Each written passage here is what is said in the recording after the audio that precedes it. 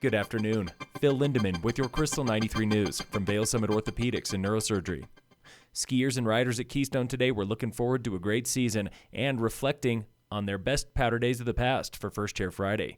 Gwen from Denver has only a few years on a board. Last season I got really lucky with a 14-inch powder day at Vail, and that still is my favorite. Keystone snowboard patroller Gordo shares the best of times with the siblings. First time coming out to Colorado, coming out to Winter Park from Illinois, it just blew my mind how long the runs were. Had to stop about 5 times and just look at my brother and sister and say, this is awesome. Ziv from France loves the European opera scene. I used to dump over there and the best opera ski ever. So it's getting drunk and getting like 12 inches of powder a day. Riding with his son was Kyle from Denver. I'll just keep it simple and say today, my son playing hooky and me as well, and just getting out and enjoying the outdoors. Keystone got 20 inches of snow this week, with more on the way early next week. Mozart is now open for access to North Peak.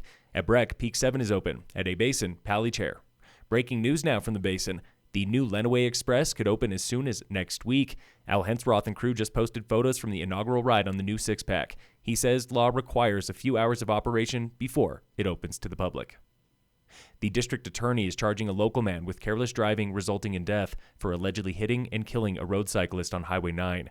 Jesus Gutierrez Sanchez of Dillon was just charged this week for that incident in September. State Patrol spent 3 months investigating. He is also charged with false reporting and driving without a license. Convicted sex predator Indiana Blake of Summit is being sentenced early next week on 2 counts of sex assault on a child. Blake pleaded guilty in September, which reopened a case from 2020 when he escaped sentencing for child pornography. Minimum sentence for all charges is 3 years in jail. Casa Restaurant, one of the oldest establishments in downtown Breck, sold yesterday for an undisclosed amount. It was listed for several million. Purchasing that property is local investor Peter Joyce. Running the kitchen is Summit native Matt Vaughter. The chef also owns Rootstock and Radicado, both on Main Street. Managing partner Dick Carlton of Storm Restaurants ran the show at Mikasa for 41 years. It's different making a move like this, but, I'm at a time in my life where it's time to take some stuff off my plate and focus on me now and, play a little more. Carlton and business partner Alexandra Storm still own Hearthstone. They have no plans to sell. The votes are tallied, and your humble local radio station, Krystal 93, has been crowned Best of Show at yesterday's Ullr Parade. Christmas Vacation was our theme, with Clark, Cousin Eddie, and the yuppies next door, Margot and Todd.